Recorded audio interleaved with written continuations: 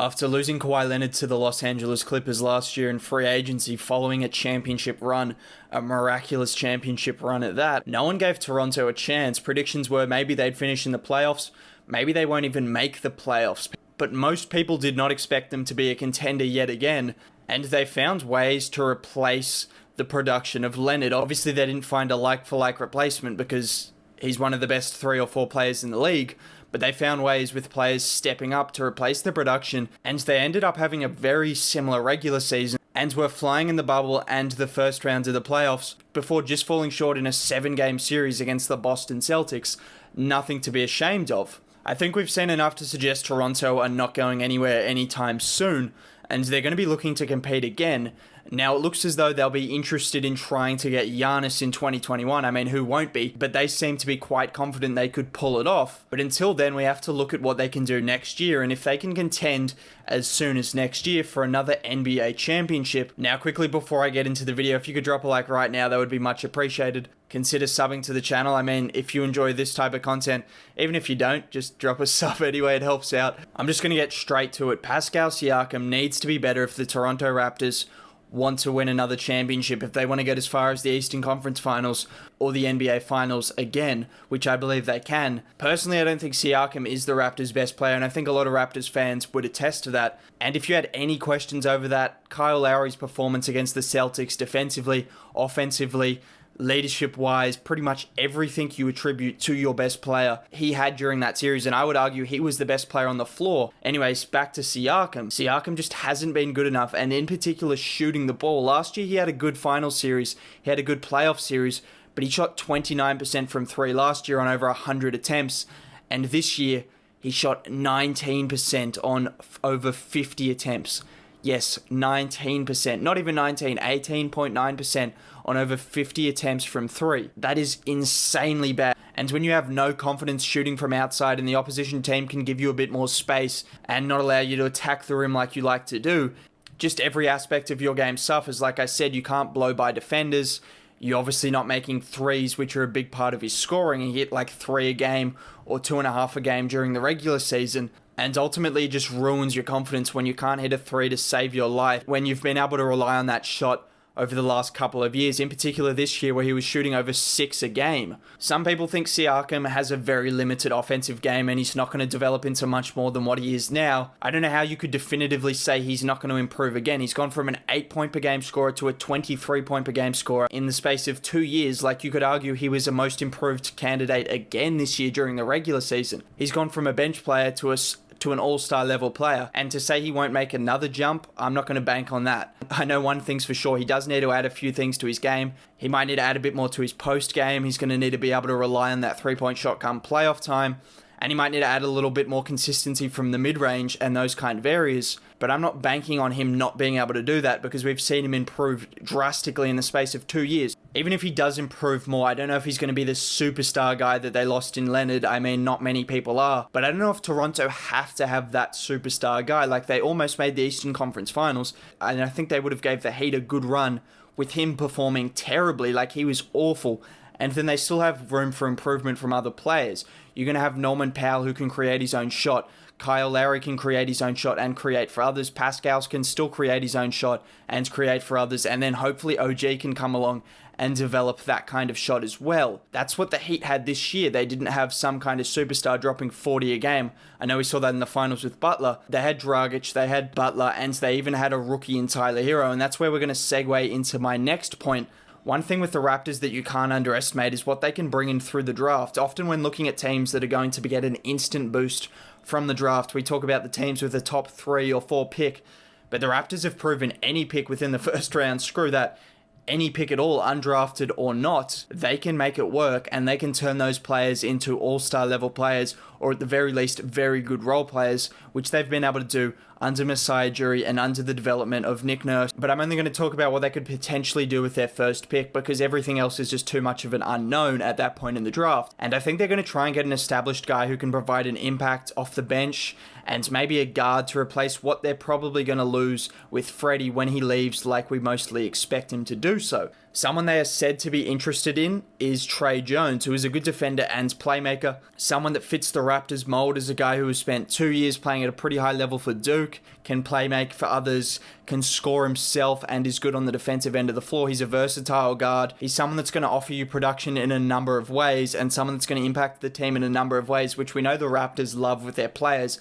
They love the versatility on offense and on defense. And another guy I like in that mold is Desmond Bane, who provides good shooting and size, playing as a 2 or a 3. Someone else who has spent time in college, with Bane having spent 4 years at TCU. And I like Bane as an option because at the very least, he's going to come in and provide shooting, good shooting at that, over 40% shooting in college, and hopefully he could translate to the NBA, and capable defense on the other side of the floor. And at the very least, you're getting the shooting, which you can never have enough of, particularly for a team like Toronto that love to shoot the ball and love to shoot it at a high clip. Like I said before, the Raptors seem to have belief in their ability to lure Giannis in 2021. So what they're going to do in this free agency is undetermined. It's hard to know. But what I do know is I doubt they're going to give Freddie the $20 million plus he's probably going to be offered from other teams like the Pistons, like the Knicks. So with that being said, I think it's important they re-sign Ibaka at some kind of a friendly deal if they could manage that, and then look to add a 4 or a 5, or maybe both, because that's one place where they've struggled inside scoring and rebounding. And obviously they've been linked with Montrezl Harrell, who seems to be interested in going, dropping a few hints suggesting he could be on his way to Canada. And although Harrell doesn't have the defense, and he got exposed on defense against Jokic, which a lot of people will cite, he provides production off the bench, which they'll likely bring him in to do so. He's going to be a bit underpriced based off quite a disappointing playoff series, and he was coming in underdone after unfortunate personal circumstances. And then you also add to this, the Raptors aren't going to have him in there to guard the likes of Embiid and Giannis. They're going to rely on a team defense, switching and bringing in versatile guys like even OG, Serge, Pascal. All these guys will get different looks at the bigs that the opposition are going to throw at them, and he's not going to be left on an island against Jokic like he was in the Nuggets series, and I don't think he's going to get exposed as much as he was. So at a pretty friendly deal, which I expect him to be at, considering he's kind of come off a disappointing series, he could be a great option. He provides energy, he provides rebounding, and he provides scoring. That's kind of what you need if you're the Raptors, and he's still pretty young. In terms of young bigs that can pass, which they'll be looking to fill the void of with Marcus Gasol gone, I think Harry Giles could be a good option at a friendly deal. He's got upside. He's got an ability to pass, like I mentioned, and he's also got potential on the defensive end of the floor. Plus, the size he brings is going to be something they're looking for. I see him as someone that they could inquire about. Maybe they'll go for, maybe they won't. But the passing he brings, with potential on offense, potential on defense, just someone that I could see coming to an organization like Toronto and playing for someone like Nick Nurse, and then getting the most out of him. Someone that's highly talented, getting the most out of him and turning him into a great role player, which I think he has the potential to be. Like I've said, I don't think Toronto re-signs Freddie, as much as he's been great for them and as good as he'll continue to be. Just at $20 million a year, when you have a ready replacement in Norman Powell, which Toronto seem to always have a replacement for outgoing players, they've got one in Norman Powell, and he increased his production dramatically this year, going up to 16 points per game, showing up in the last 3 games of the playoffs, showing he can shoot about 40% from beyond the arc. He doesn't have the same playmaking as Freddie, but he's got length. He can defend, which is something they struggled with, the length of the Celtics. He's got a bit more length. He might be able to get his shot off a bit more. Freddie was disrupted by the Celtics' length on some of his three-point attempts. And we saw him provide a pretty good impact against the Celtics after the first few games where he struggled, averaging about 15 points over the last 3 games. And he's just going to be a good replacement at $10 million a year. I don't see him as someone that's going to absolutely star for them, but he'll give you 15 to 20 points a night.